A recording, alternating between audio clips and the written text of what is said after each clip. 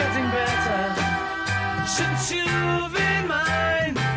And now, 1160 AM KBDT proudly presents Life Solutions, coaching, counseling, naturopathic medicine, insights for successful living, and getting better with Ann Beal.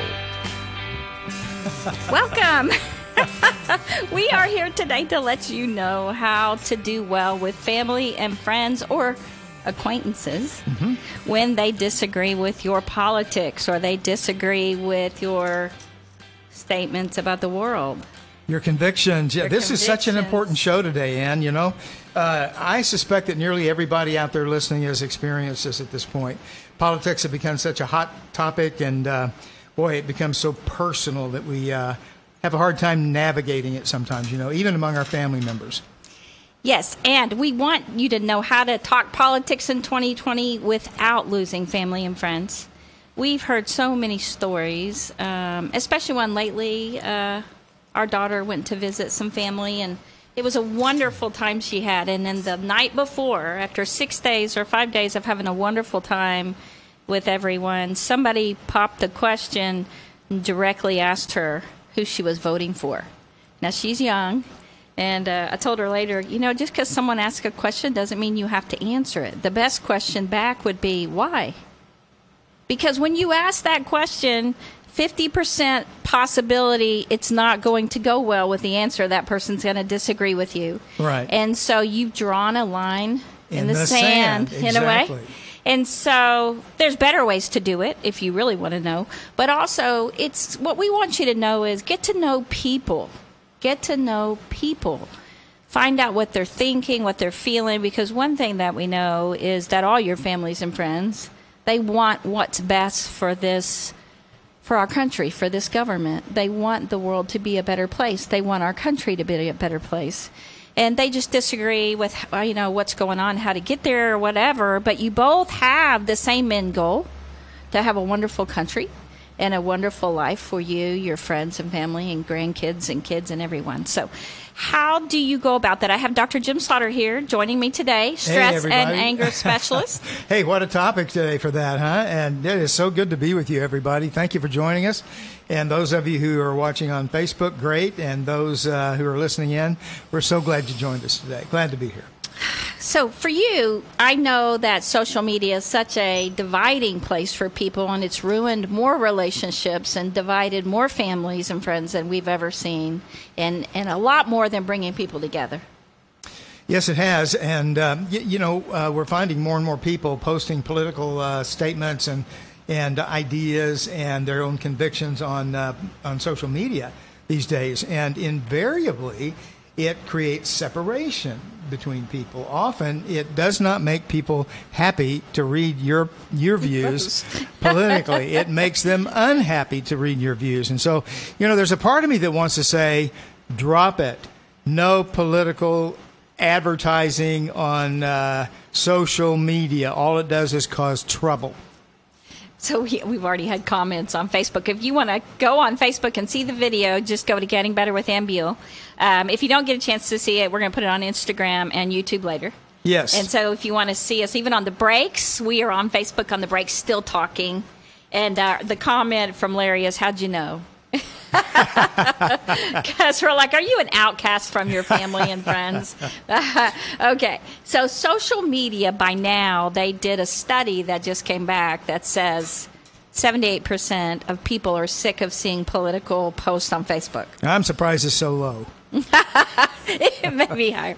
Well, and so, you know, just understand that people need encouragement, love, compassion, joy, energy. They need all that right now. They do. That's what we need more than anything. So people are saying, post more of those animals. Those cute cats. Funny dog moments and things like that are the things we need to see. And, let me just say, you know, our program is going to be a lot about that today. We have a lot to say about political interaction and that kind of thing. But a lot of what we're talking about today is just being kind to one another, you know, and sustaining and maintaining our family over and above political positions, right? Yes. Because in the end, you can be very alone if you outcast everyone you disagree with. in any sort of way. And so more and more people, it's hard enough with the coronavirus that people are so alone and separated from the people they love. And so if you separate them from their church and their friends and their exercise and, everyone, and then you also divide them with people that they really love because they don't exactly agree on their politics. So then they're very alone. And so one of the things that we wanted to talk about today was people are losing the ability to resolve conflict with one another. Right. They're losing the ability to tolerate differences in any sort of way. Mm-hmm. And it goes from, I don't like what you're saying, or I don't agree with you, to I hate you. Mm-hmm. I don't like you. That if you say something I don't like, I'm going to X you out of my life. Mm-hmm. Even, and I had a family member that people even though I wasn't saying anything or doing anything, people were telling her to unfriend people who disagreed with her. Right. And she's in the medical field and we're in the medical field, but they were just saying, if you don't, they were telling her, unfriend people who disagree with you, unfriend them. They kept pressuring her. And I was thinking, that's not good to do. And then, I just noticed the other day I was unfriended. I'm like, oh, great. Well, I didn't do anything. It's pretty bad if your family members unfriend you, especially the family members that you really like. And so we just encourage you to know what to say and have the skills to know how to handle it so that you can even think in your head, I'm wrong. You're wrong, but I'm listening. And we want to talk to you about a book that is titled that. You're wrong, but I'm listening. And it's two women. Do you want to talk about it, Dr. Slaughter? Well, sure. I'd love to talk about it, except I was trying to remember, and we have just been made aware of this book, and we're very much in favor of it from what we've heard. One author's name, last name Silverman, but I don't remember the other There's one. Beth. Yeah, that's the first name. Yes. But the anyway, book itself... The book itself... They have been friends for a long time, weren't in touch for quite a while, and they have opposite political positions. One is more liberal thinking, leaning to the left, and the other's leaning to the right, a little bit more conservative thinking, and yet they are extremely close friends. And so they began to be able to dialogue about their political views and positions and everything like that in such a way as not to distance themselves from one another. They just had a conversation, and they did it more to cement their own personal values, to find out what the other person thought, where they were coming from. Neither one of them felt like they had to win an argument or be on top after they finished talking or anything like that. They were just looking into what the other one believed. And so we're thinking that there's a lot there for people who might be interested in this. We believe that politics has divided people more than it has for probably decades and decades. And we want to work through that. We want to help you navigate through some of that. And this is a book that we think might help you. Yes, it's Sarah Stewart. I looked it up, and Beth Silverman, who wrote the book. And they have a podcast. You'll love this name. The Pantsuit Politics, or Pantsuit Politics. Basically, what they're trying to do is teach you how to have discourse with people that, believe differently than you or have different views, how to listen to them and see where they're coming from and understand. I mean, the family member who unfriended me, maybe because of our medical clinic, I don't know. I didn't even get to have any discourse with her about why or anything. Right. And so being able to listen to someone, to hear their perspective and, think it through. I have, people have had difficult stepfathers when they were growing up. And so some of the family member just stayed away from them and didn't get along with them or whatever. They just distanced themselves. And some, usually when they have a family member like that, really work over time to get to know them better, to try to understand them, where they're coming from. And for anger management, I know for you, that's one of the things you teach people. Well, absolutely. It's a strong, very, very important component to the conflict resolution communication area. And let me say, one of the strongest ideas in communicating is not just, listening is important, being willing to listen, but it really more has to do with hearing where the person's coming from. What do you mean? Understanding is an important component to communication. If we don't understand where the other person's coming from and what they're saying, then we really haven't been helped, or we really haven't connected with them. And so that's really what we're after. And a lot of that has to do with helping us understand and cement our own values. And so, we don't have to go into a conversation about politics with some kind of a chip on our shoulder, right? Or some kind of an agenda. Some kind of a win mentality. Because if we have that mentality in mind, then we're going to lose, because we can't do it. Yes, any conversation. And I think what I observe more than anything is people needing anger management. Stress, of course, is high, and stress management, of course. But when they blow up on somebody for just, if you, like, say you ask who they're voting for and they give their opinion, if you blow up right then, that's an anger management issue. You have anger issues. You can't control yourself. Right. And, a good answer, I think, to that question, who are you going to vote for, who are you voting for? You mentioned, why are you asking me that? What is it you want to find out about that? Yeah, well, I think just saying why is a really good question, because why are you asking a divisive question that could end up so badly in a conversation? Right. If you know them well, if you know them pretty well, or you're in some kind of group that you pretty much know what they're going to say, okay, you're still taking a chance, though. Sure, absolutely. And so, and you're taking a chance whether you ask it or whether you answer it nowadays. I was thinking that a good response to that might be, I'm really more in favor of thinking through my values and voting value-wise, not candidate or party-wise. If a person says they're voting for a certain person and that's not the person you're voting for, then it might be, a good thing to say, well, tell me what it is about that person, about him, that impresses you. What is it that makes you want to vote for him? I do think that when you talk about voting for a person, that right now, I guarantee you, if it was switched and Biden was saying the things that Trump's saying, and Trump was saying the things that Biden's saying, even though I don't hear Biden very much, people they just flip sides, probably. They just flip. I'm not saying everyone, okay, I got that. But the people who are for Trump because they just love Trump, and people who are for Biden or for the Democrats I've had people say it's more against Trump. Okay. Well, he has that red even face. Against Trump. But still, if you switch sides, and they switch sides. Do you see what I'm saying? And so that's why it's important to know what you believe and to know what the people believe. So you are actually voting your values or beliefs instead of for a person per se. And I used to have people tell me, well, you just need to pick the best person.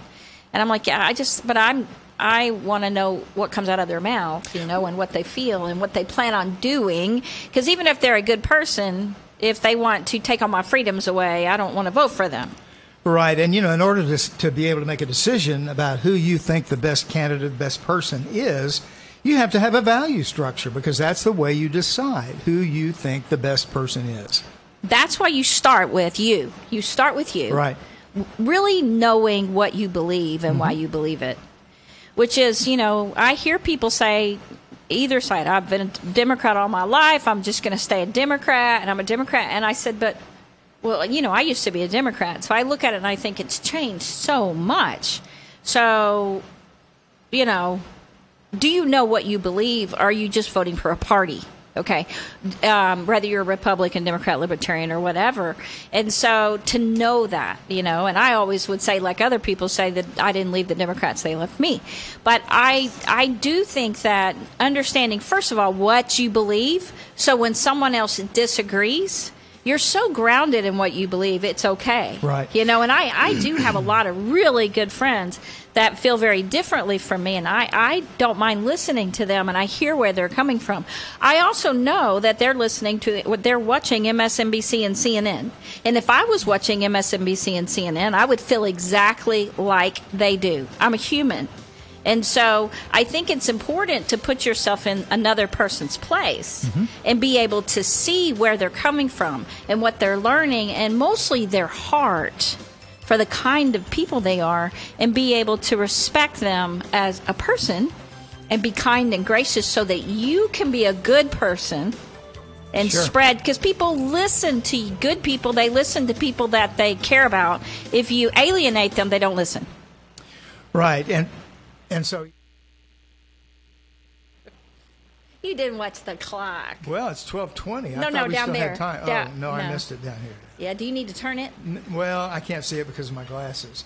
and I want to have my glasses on. Hello. So, He didn't see the clock. no, I'm saying what I help you, what I've been doing with everyone. So I give you 1 minute, maybe 5 seconds. I'm watching it, but it would help him because he Normally can't. we watch you guys. I got watch so that. involved in the conversation here that I didn't even think to look But up. he has so. his reading glasses on, Yeah, so so he I can can't only see up that close. screen. Okay. So. So I can't. Now she leaves us on during break on the mics. No, yeah, I know that. Oh, I'm good. just trying to make sure that you hit your mark when you want to leave, so that way you just don't have to. So it Right. sounds right. Right, so you don't end with this. And that He was my blew fault. it. Sorry about that. I blew it. no I blew it. problem. Okay, thanks a lot. I'm going to print I'll this take- out I'm real gonna quick take for us. these off. All right. Okay, but then so- you know. Actually, when I asked you about these women in the book, I just wanted you to say what it was and what they're trying to help people do. Yeah. And you're just supposed to be able to read my mind. Well, I guess I thought I did that.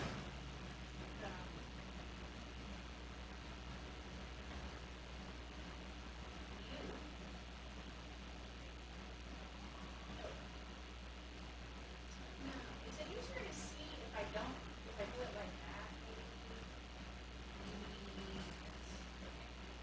All right. Probably, but I'm not going to be. I don't think I'm going to be reading that really. I have my things here in case we need those. You mean you came prepared? Well, I don't know about that. Wouldn't go that far, but I have thought about it though, and I definitely have some pretty, I think, significant thoughts about that.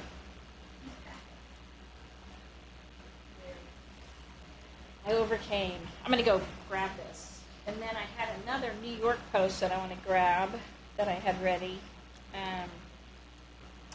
I couldn't figure out where it was, and I remember I texted it myself the other day.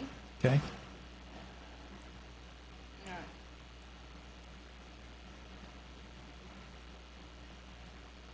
Had a nut loose from it.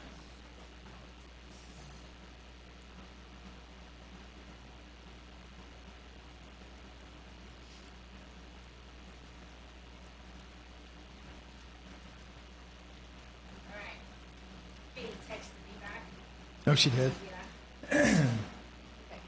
Oh, maybe we need, if we haven't discussed or mentioned the point of the book enough, maybe we should do that, coming up here at the beginning.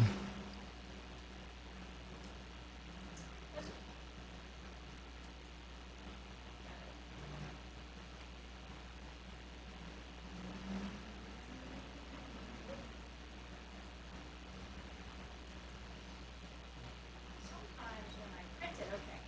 So,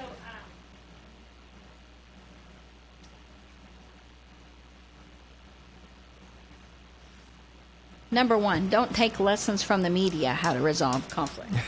Yeah, right. Or any politician. Is that on there, or did you just come up with that?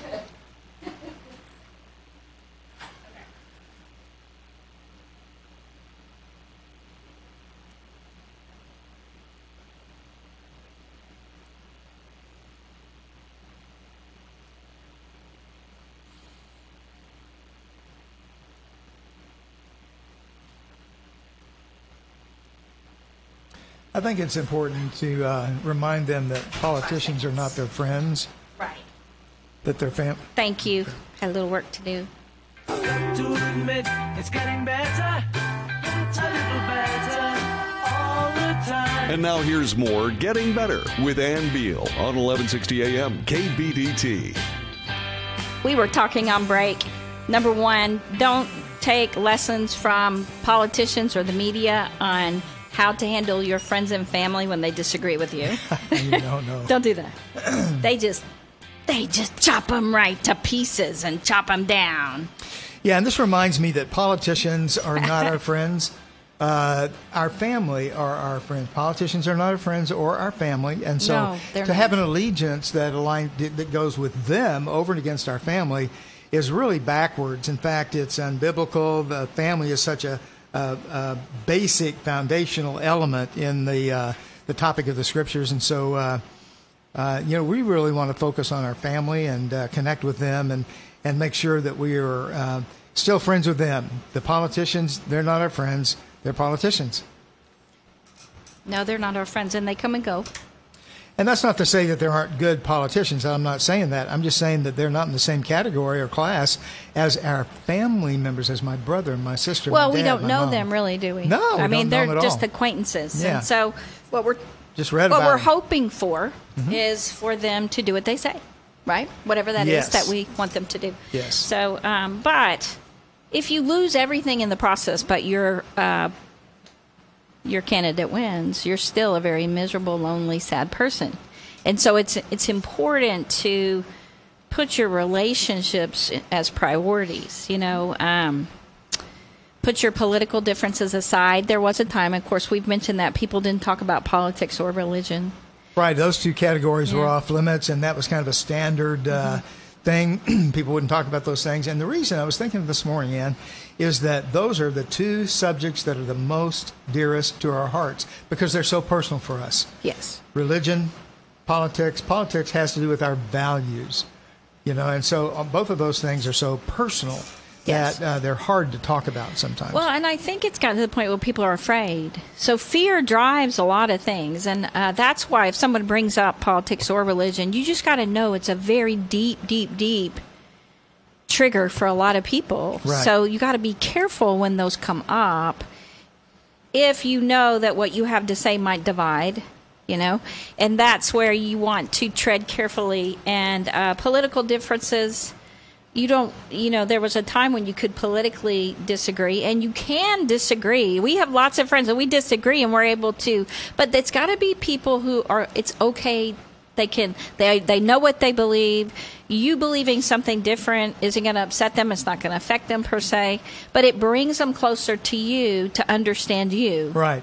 And that may be one of the very main points that we're trying to get across today, that, what we need to do is to solidify our own values, be so confident with our values and what we believe that we don't have to react when somebody else says something that opposes that or is different from that. We can just talk about it. We can have a conversation about that. And we don't have to win. They don't have to win. But it takes a degree of self-confidence and self-esteem in order to come off well with that. I think it's important to understand that, I don't know, what do you call them, ideologues or politicians or, if you think of people in the media, all those people, normally they want power. It's more about power. But as a person and a family, you want love. Right. We want love. Exactly. We want love from our friends, our family. We want our community like us, right? And so we are looking for acceptance and understanding. If you get acceptance through politics, those aren't necessarily good friends, because when you change your mind in any sort of way, and it's not just as a Democrat or as a Republican, they divide much more inside all of those. It's not enough to divide you by family or by race or by religion or by party. They divide inside of that. All religions, are divided inside of them, so that you just get smaller and smaller and smaller with the people that, if everyone divides because you disagree, there are so many things to disagree on. Oh, yes. So getting to the point where you immediately attack because you're mimicking, because maybe you watch the news a lot, and this is what the news does, or this is what politicians do. Our number one thing to suggest for you to stop watching the news. Actually watching. Okay, you can read the news. You can read it without getting the hostility and anger behind it or swayed news. At least if you read it, you get it better. You can read it. You read it on Yahoo. You can read it on Blaze. You can read it on ABC. They all have websites that you can read. And there's newspapers that you can read versus hearing it. Because what so many people have started doing is just mimicking the rudeness and the disrespect and the just not grace, not kind. And they hurt so many people. But mostly what everyone tells us in our clinics is they're getting lonelier and lonelier, and they've lost more and more and more people. Yes. So we want you to stay right here. When we get back, we're going to go through the actual details of what you can do when you have an argument or a disagreement, how to handle it, the steps to take so that you don't alienate any more family and any more friends. Right. And remember, number one, just because you get asked the question, you don't have to answer it. You can just ask why. It's one of the best things that you can do to find out why you're having this conversation. Yeah. So stay right here. Yep. Okay. All right. So far, so good, huh? Okay. Yes. Yeah. So we got to get that together for the steps. What are your things that you have? Well, these are the things I read in the car. Avoid inflammatory statements, and I have some examples of that. Avoid inflammatory topics. We already mentioned religion and politics. Well, what if we are trying to talk about politics, though? Well, right, and no, that's fine if you intend to do that. That is, we don't have to say that. We've already talked about it, but avoid building straw men. And then I gave some examples of that. And these are just thoughts that came to me. Listen more than you talk, which actually is true most of the time. Make an effort to understand why people believe what they believe, and give them the floor. Let them talk. Turn off your defense mechanisms. Avoid posting political statements on social media. We talked about that. That's really all I have down. But, we need to mention the kindness element, I think, or maybe we've already done that, and they mentioned grace, I think at the end of the day, it doesn't matter, and I think it's so important to think about that. Yeah, that I do too. At the end of the Thanksgiving or at the end of the visit, like my daughter's trip, at the end of the day, how important was that conversation to the whole time they had together to destroy a relationship, right? Yeah. Over something so small. It really didn't matter, especially in that context right then, Especially for a young person. Yeah. These college kids, of course they're going to say something. They're going to say something kind of out there. Of course they are. They are. I mean, we think, wow, they're so liberal or whatever, right? Yeah. So they're going to probably say something that you disagree with or you think you find shallow because they're younger, and you don't blast them. Oh, when I move it? Oh, you can hear it? And I move it a lot, don't I? I know it's a... Thank you, I won't touch it. Thank you. She said, don't do that. I know. Don't First time I've See, heard Christy would have just gone, don't touch the mic. Stop it. I would have been like, yes, ma'am. Stop it. Thanks, Tiffany. Brittany. I don't know where Tiffany came from. Where'd Tiffany come from? Do you have a sister named Tiffany? That's crazy. No, okay. Okay, not touching it. Never met sister. Okay, so I definitely think that looking at the value of the conversation that you had is such a small little blip on the screen. Yeah, absolutely. Most of the time, even after the election is over, everything kind of goes back to normal a lot. And then it used to be that even the media got nicer once the election was over, right? It used to be that most things went back to normal. Yeah, but it wasn't that way after the last election. Well, I don't think it's been that way since Gore, Bush. It got worse, of course, as time went on. Yeah, much worse. But yeah. So, despite your efforts to avoid political conversations, that if they do come up, being able to do well with them. Mm-hmm.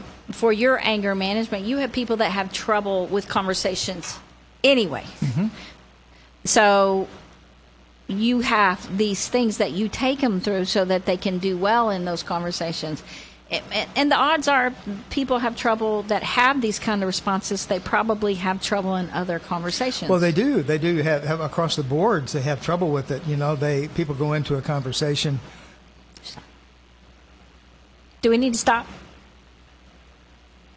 What is the Dell Walmsley Radio Show? Welcome to the Dell Walmsley Radio Show, where the hype ends and the help begins. I'm your host, Dell Walmsley, and as always, we're working on your financial freedom. Listen to the Dell Walmsley Radio Show Monday through Friday from 11 until noon. It takes a whole lot more effort to get something started in your life than it does to keep it moving. Dell Walmsley has moved thousands closer to a great life. The Dell Walmsley Radio Show is now on 1160 AM KBDT, Monday through Friday from 11 until noon. Listen and move toward your great life today. I've got to admit, it's getting better, a little better, all the time. If you'd like to get better, call Ann right now. 214-810-8255. 214-810-TALK. Now more with Ann Beal on 1160 AM KBDT. If you have become an outcast in your family because of your beliefs, we would love for you to let us know. You can call in and talk to us, or you can go on Facebook, or you can email us, or you can text us. You can text us at 817-501-1638. Or 817-991-4967. No, 4964. Sorry. They just messed them up. Yeah. Anyway, we would love to hear from you and help you. So the number one thing we talked about, Dr. Slaughter said, is don't talk about politics or religion. But on the break, we talked about the fact that it's going to come up inevitably in this climate. It's going to come up. And I asked him that often people that blow and have such a hard time having these discussions have a hard time anyway with difficult kinds of things, and they can blow or have stress management, anger management issues. Right. So when you have that, what are some things that you talk to these people about to help them, if whether on the receiving end or on the end of you're the one there for anger management? Well, the main thing to me is that I try to communicate is that, especially in a conversation, leave it as a conversation. A lot of people who have anger issues or stress issues already, they'll try to make dialogue a debate. They will try to win. They will try to out-talk the other person, which it always creates anger in a situation. It creates stress and tension in a dialogue. And so what we're trying to do is to get rid of that so we don't make our dialogue a debate. Don't try to win. We're not winning here. All we want to do is connect. So we have what I call a conversation.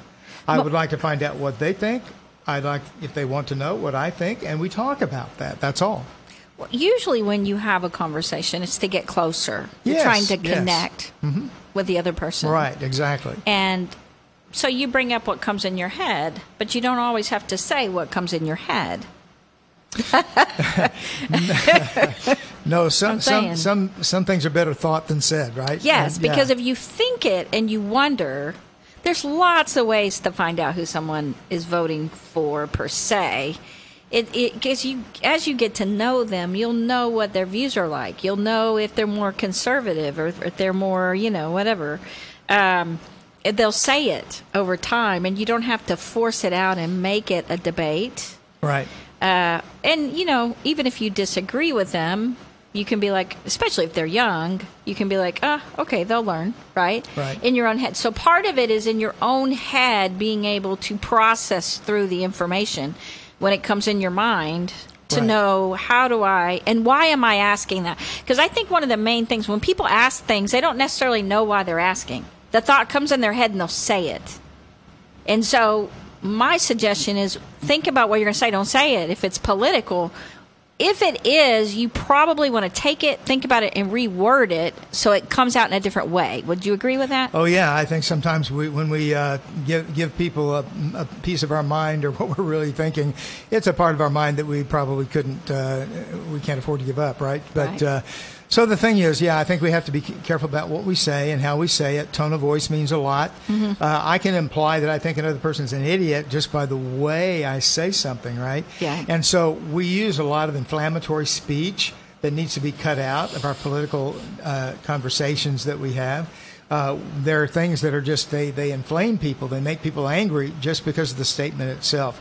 How could you believe something like that? Yes, and I think people, the more you listen to certain things, the more you start saying them themselves. I actually had a person that I was seeing that worked with people that kept saying the F word a lot, and she didn't like it, and she didn't like it. And one day she came in and she said, I can't even believe that at work today I said it. Mm-hmm. And I never have said that. But by hanging out with these people or listening to these people all the time, your brain, your reticular activating system is taking that in. Yes, it is. And you start spouting out what you've been hearing. And so I think most of the time, even on Facebook, when I see people talking politics, they're just spouting what the media says. I mean, it sounds just like watching TV to me. Mm-hmm. It isn't a real heart discussion. And then people, they see a meme or something, they repost it. I mean, that real deep, real discussion, a person, like a real person, just being down to earth and having a discussion. You don't see that much on Facebook. You see these repeats or these parroting of media, and then you see people attacking it on one side or the other. And that's just not fun. And that's why people have just grown so weary of that. I think it's really important, when I think of my daughter, I think of, recognize that we all experience the world differently. I mean, first of all, she's young. And she hadn't done a lot. She hasn't been out there a lot. I mean, she's growing, and the friends she hangs out with, her world is smaller, right?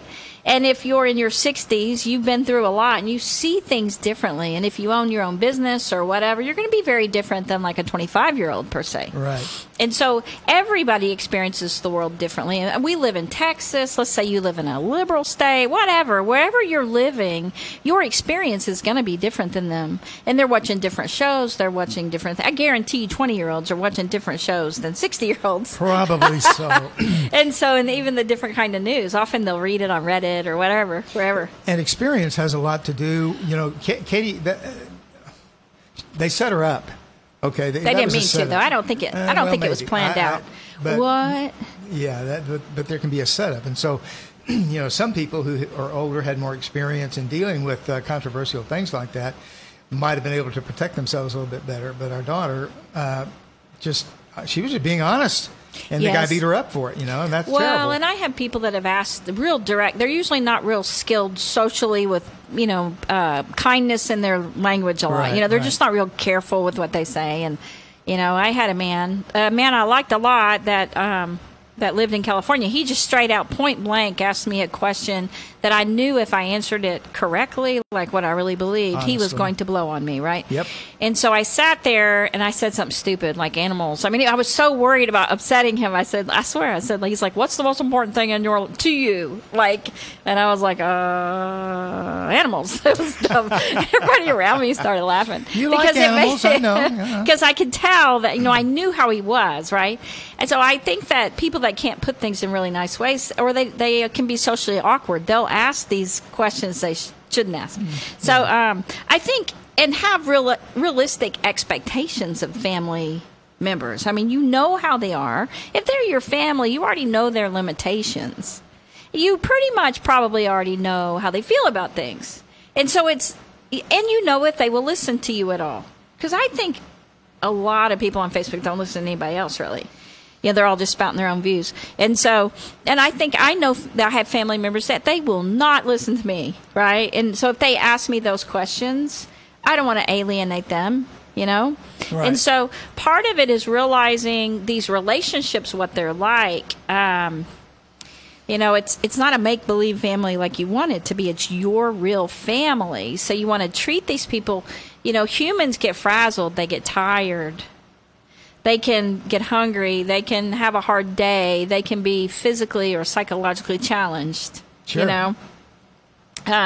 So I think just being aware of that as people, that taking another person's opinion and being able to kind of reconcile it yourself, to think it through well instead of parroting everything out there in the news and the media. And basically, they've given everyone kind of a free pass to attack others, demean them, and all that. So now we have all these kids that are having trouble with that. Right. I think they have. In fact, they do that with one another. We see that and all. I think one of the main things that I would add to that particular part of the discussion is that to have a meaningful and connecting conversation with somebody about politics and the way we are, we have to put away our defense mechanisms and really be careful not to react to what they say, not to defend ourselves or even go in with a defensive attitude. You know, we have to be really careful about not doing that. Well, and I think because communication and conflict resolution is like a normal part of family relationships and even friendships. Oh, yeah. That you want to self-disclose slowly. You know, as you get to know a person, until you really know what they're like, you want to be careful what you say. You want to share just a little bit at a time, you know. Right. And over the years, of course, we've had a lot of years to experience politics. And so we know that if someone asks it, you know, what is their intention here? What are they meaning? Or the kind of person they are. But even if it's not about politics, just in general, boundaries, by Henry Cloud and John Townsend, that book Boundaries talks about you disclose based on the relationship that you know so far. You move carefully. And then how they respond to you, what you say, lets you know whether it's safe to open up more or not. Right. And so you self-disclose based on how close you are and what you've learned about the person. Right. Instead of just throwing it out there and hoping they handle it well. And when it comes to a family member in politics or any hot topic like that, we already know where they're coming from. We kind of know what they're thinking if we've had any kind of contact with them lately or in the last few months or years or whatever. And so we have an advantage in that we can be careful about how we broach a conversation with them.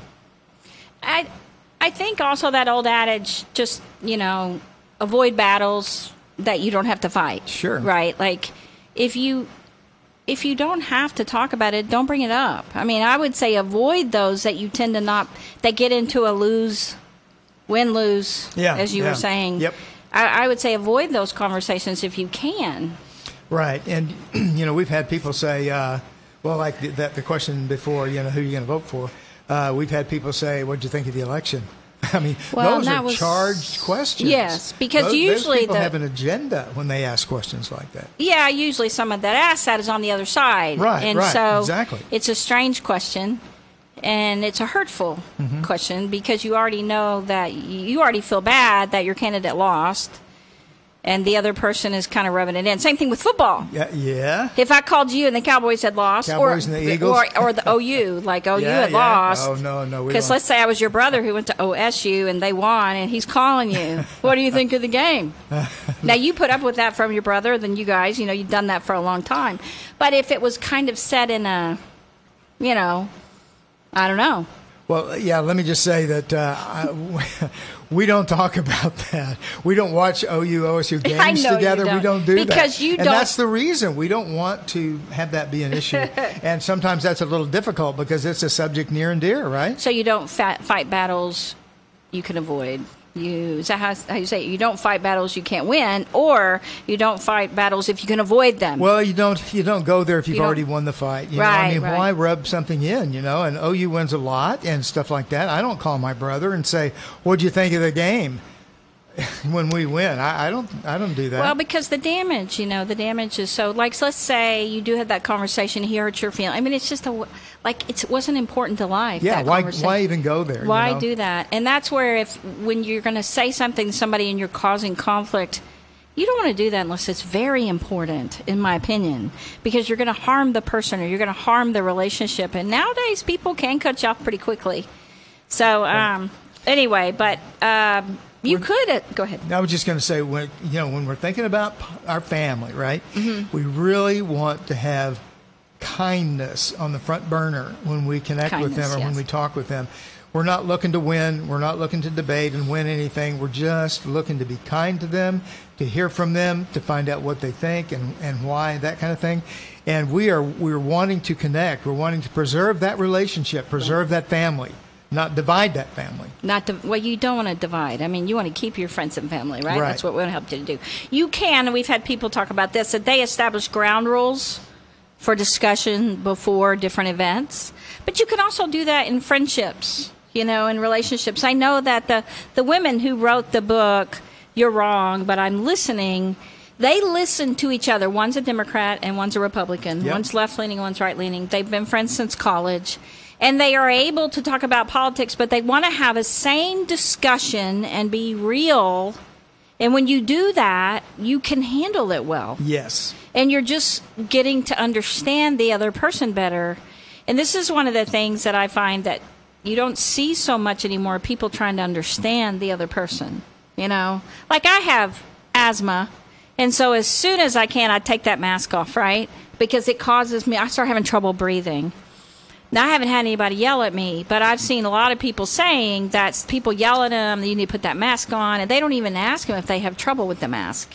Does it cause you trouble to breathe, or are you struggling? They don't even try to get to know people's baggage anymore. They don't care. Yeah, but that's where it's just, okay, so establishing ground rules, you can do that for discussion, what to talk about, what not to talk about, and also how to talk about things. You can't get above this noise level. Be kind, be gracious if you start getting out of line. So a lot of Facebook or a lot of Facebook groups or Reddit groups or whatever, they have a commentator that decides if people are out of line to block them or get them off. And they hey, you're getting too wild, you're going to be off of here. So that's where you can have those rules for discussion in families. Right. And the people who wrote that book, we'll do this when we get back then maybe. I So stay right here. When we get back, we are going to have you examine your role in disagreements to know how your part. Yeah. I saw that. What I was going to say was, I thought that the suggestion they gave for like a family discussion at Thanksgiving, where you broach the subject if you want to do that, by just saying, yeah, I'm just thinking through my own values right now, and what are the most important things for me, and politically and in other ways, and it would help me a lot to do that if you guys just share with me where you're coming from. Yeah, and I know that there was a time I've had teenagers ask me, or even college kids, that they have questions, about who they should vote for, or what does this mean, and what do Democrats believe, and what do Republicans believe, what is a libertarian? They have these questions, and they are terrified to ask anyone. Mm-hmm. They're terrified, especially terrified to ask their family. Yeah, for what their parents hear even from them. Yeah. Yeah, and so they just don't want to cause conflict, because even if they can ask a parent, another parent might, or a family member, or friends, and so they just said it's almost impossible to get good, calm advice. This is often why kids go to other people besides their parents, to ask questions like that, which is sad. It shouldn't be that way. No, and I think a discussion has a chain reaction, whether it be a good chain reaction or a bad chain reaction. That's true. Yeah, I know what you mean. So yeah, it you sets off other things. Yeah. Mm-hmm. Mm-hmm. And I think that our facial expressions show a lot too. Oh yeah, we haven't even talked about body language and tone of voice and that kind of thing yet. Facial expression. You're right. You're absolutely right. Well, because that conversation that Katie had, it could have been a good conversation. Yeah, it could have been a helpful, just for him to give her his insight, so that she could learn or whatever, There's lots of good things that could have come out of that. Instead, her feelings would just hurt really badly. So I think that is what destroys relationships, or hurts or harms, and that's where learning how not to do that, because I don't think anybody meant for that to happen. And most of the time when it blows up in family, nobody planned any of that. No, you don't set out ahead of time to say, I'm going to blow this whole thing up, And being more aware when you're posting on social media, being more aware, because people can do it haphazardly, but you don't realize how you can harm people or alienate people that way. And you just want to be careful, and that's where learning to do it with grace. Grace is a key word in this. In fact, it's a word that the authors of the book we were talking about use a lot in their discussions of their material. Treat people and speak to people, even about politics, with grace with kindness. Those are huge words for them, and I love that they do that. And by the way, these are both Christian people. The women, yes they are. Yes. Which is why they wanted to do it gracefully, but still have sane talks. Yes, and deep talks. You don't have to lighten the topic or the discussion. You just have to know how to handle it well with grace and kindness. With grace and kindness. So we need to do one of these liners when we come back. Okay. I didn't do those. They weren't there, but it was also blocked. So does it matter which liner I do? No. Okay. She's like, I don't know. Don't miss the Wells Report, DFW, every morning. That one's cool. Yeah. I haven't seen that one on there. Alliance for the Brave. Okay. So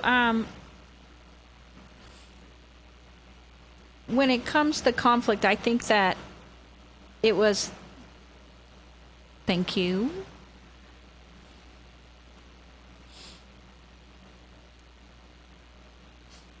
To admit it's getting better, a little better all the time. You're getting better all the time. Now back to Ann Beal on 1160 AM KBDT. Despite your best efforts, we're trying to help you know how to avoid political conversations. But as you see, despite your best efforts to avoid them with friends and family members so you don't get outcast or alienate other people, you're likely to find yourself from time to time in these uncomfortable situations. Yes, you will. And they are just like unavoidable and inescapable in this climate today. So we were talking about what not to do, what to do, how to do it. We just talked about establishing ground rules for conversations. You can do that with family or at events or relatives. we wanted to talk now about examining your role in disagreements. So what I'm encouraging you to do is consider your body language, your facial gestures, your tone of voice. See, most people don't realize that about 70% or more of our communication is we communicate more with those things than we do the words we speak. Yes. It's how we say what we say, not what we say. And so those are very important to consider. Yes, because, as we were saying, every conversation from beginning, once you say something, there's a chain reaction that goes after. Mm-hmm. And you determine the level of the kind of chain reaction based on the way that your body goes along with what you're saying. If you heighten it by having a high angry tone or look, or your hands are on your hips, okay, or things like that, then you heighten the anger in the chain reaction. If you want the energy to be positive, because you can say, and there are these people that are such pros at saying something negative in a very calm, sweet way. I'm trying to describe those people, So you can say what you believe in and have grace and kindness. But I'm also saying be careful with your body language, your facial expressions, your tone of voice. Anything else? Well, no, I think those are the main things. Your volume has a lot to do with it as well. You can say something calmly, or you can raise your voice, and when you do that, in fact, all of these things are signals that you're beginning to lose control, and that you are needing to win, and that you're not in a conversational mode anymore. Well, and by the time you get to insults. Oh, wow. We haven't even talked about insults yet. Yeah, by the time you get to insults or just attacking, personal attacks, you've lost control of yourself. Right, and we talked about inflammatory statements a little bit. No intelligent person would believe that. That's a stupid thing to say. How many times have you heard that? How could anyone believe that? Those are inflammatory statements, and we need to reel that in if we think about those kinds of statements. Well, what do they say? They're firecrackers that just have a lot of bam but leave a pile of ashes at the end. Oh, wow. Yeah, that's a good way to put it. Yeah. Huh. And nobody wants a pile of ashes. So no. That's where learning to stay calm. And I think more than anything, just deep breathing. If someone brings up a negative topic, or if you're thinking about it, you want to breathe deeply and think it through. If they say it to you, you want to take a moment, breathe deeply. And that's why I always say respond with why. Why do you ask that? Yeah, that's because that gives you time to think it through. It helps you be calmer in your response. And then, refuse to light the fuse. If they have thrown out gasoline, don't light it. Yeah, that's a good point. Yeah, you don't have to do that. No. If they're baiting you, you don't have to take the bait. Oh, that's what you call baiting. I do, yeah. Yeah.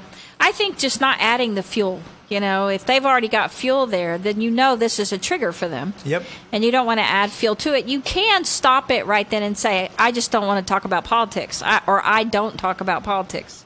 I don't want to talk about politics with you.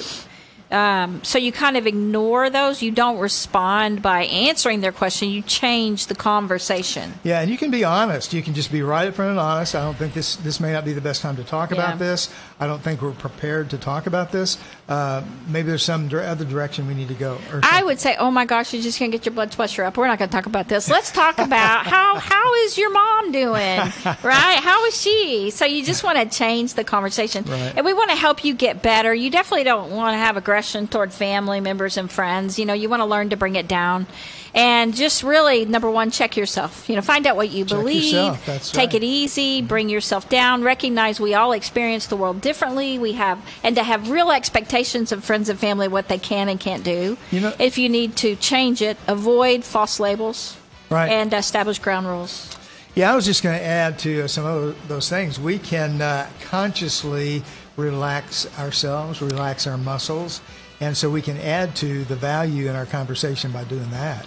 And that's to help you get better with conflict with family members in this politically charged climate so that you don't lose the loved ones and you don't become an outcast anymore. And so we hope you guys have learned. We'd love to have you here next week. We're going to talk more about the climate and how to handle it better so that you just keep getting better. Be here next week. And until then, stay well, be well, live well, live better with Ann and Jim. Keep smiling.